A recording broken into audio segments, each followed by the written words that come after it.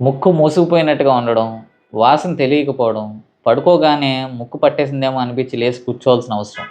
ఇలాంటి కంప్లెయింట్లు మీలో ఎవరికన్నా ఉన్నాయనంటే కనుక ఖచ్చితంగా నేజల్ పాలిప్స్ ఉండడానికి ఆస్కారం ఉంది. ఈ నేజల్ పాలిప్ అనంటే కన్‌ఫ్యూజ్ అవ్వాల్సిన అవసరం లేదండి. ముక్కులో కండ పెరగడాన్నే నేజల్ పాలిప్స్ అని పిలుస్తూ ఉంటాం.